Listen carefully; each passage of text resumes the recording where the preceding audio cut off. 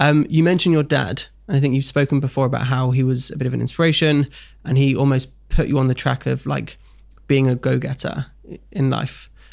So, how important is it to have a role model like that at an early age? I believe that it's not important to have role models, but real models. And have people that actually are living it. Because we've got a lot of people who say, oh, you should do it this way and do it this way and do that. And how many people, as young entrepreneurs as we are, that says, oh, you should do this and have you thought of this? And you come away from a meeting with 50 new ideas, confused, and you go, actually, do they really understand my business? Do they understand what I'm trying to get to? So you have to be selective. So I'm a big believer on real models, people that are doing it. Mm-hmm. It's like, I won't have anyone give me advice who's not built a £100 million business. What's the point?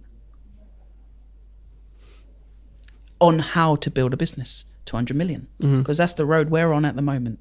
Do you take bits of, compassion or bits of leadership or bits of, qualities that you admire in other people, even though they haven't done the specific thing that you're trying to do? Oh, look, everyone can add value. Mm-hmm. If you think you're the smartest person in the room, you're not. Trust me. Someone always knows something that you can learn from. But what it is put your egos to one side. We all get it, yeah? Put your ego to one side and actually say, maybe I'm too close to that elephant. Maybe all I'm seeing is grey. Maybe this person can help me come away from the elephant to see all the perspectives. Yep. And you can learn from every single person, even when you don't think you are learning. And I'm a big believer on that. We all have superpowers. We all have something we can give. And of course, I've been in rooms and I've been inspired most of the times by the individual who I wouldn't thought would inspire me. Mm-hmm.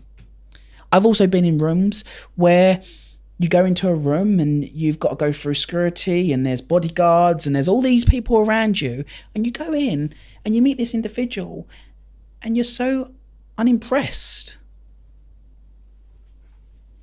And you think to yourself, why did I just get myself worked up? And obviously they've done really well to get where they are. Mm-hmm. So just be surprised who impresses you, because sometimes it will be the old lady at the bus stop. Yeah, I like that. That's really nice. So in terms of role models, real models, mentors, that whole world of people who are doing it and you want to learn from, what is your advice on finding somebody like that? Because you have mentors and you have real models, but you're also a mentor and real model to a lot of people.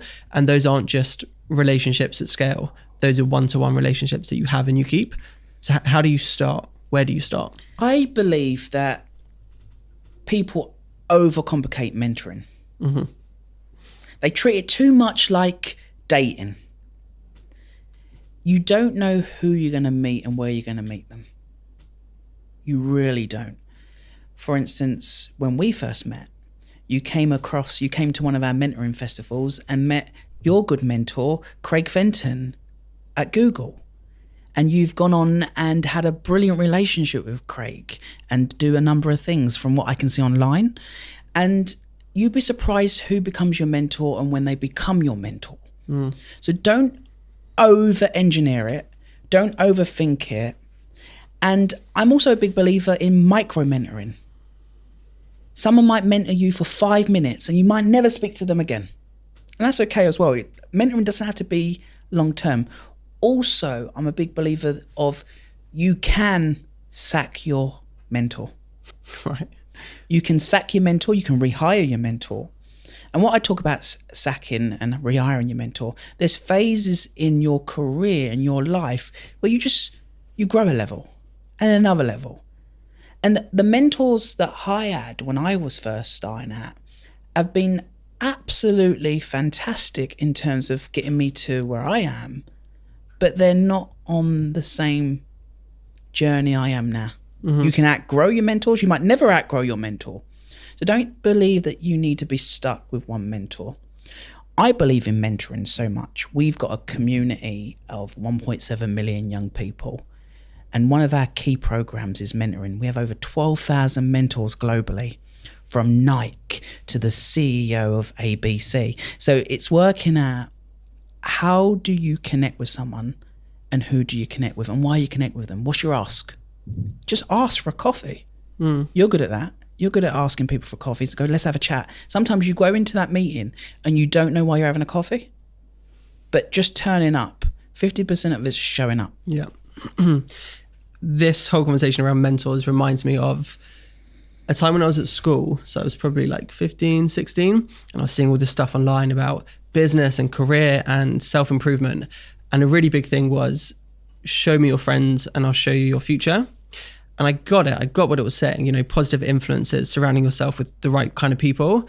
But at the time, it just never made sense, because I was like, okay, well, I go to school. There's a certain amount of people in school. Yeah, there are separate cliques, but how can I actually find a new group of friends? And it was only recently, and this links to what you're saying on micro mentoring. It was only recently I realized that a lot of my support comes from a 30-second voice note over WhatsApp that I send to, Tim Armu or Joe Cool or Carrie Rose.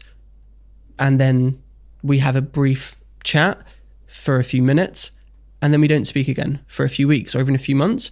But I know mentally that they are in my kind of like sphere of positive influence. They are doing the things that I also want to do. There's so much that we can discuss and learn from each other. And so my understanding of this has very much gone from, okay, you need to surround yourself with these people every day, to actually, it's okay to have them, around in the ether kind of thing. Would you agree with that? Absolutely. And sometimes it's just asking those individuals how they see it. And not enough people, when a team member, and no one works for me, everyone works with me. When a team member comes in and they say, and I'm saying, I want to do this, what do you think? I always ask them how they see it, because you get a more honest answer. I'm not asking for what's the right answer. I'm not asking, and when you say opinion, they believe that you want them to hear what you want them to you want to hear. Mm-hmm. But when you ask someone, how do you actually see this? You get a raw answer. And that's the same with micro-mentoring. It's asking those people around you how they see the situation that you're currently in. Yeah. And how would they tackle it? Yeah, again, going from having all the answers to all the questions in everything you do. Mm-hmm.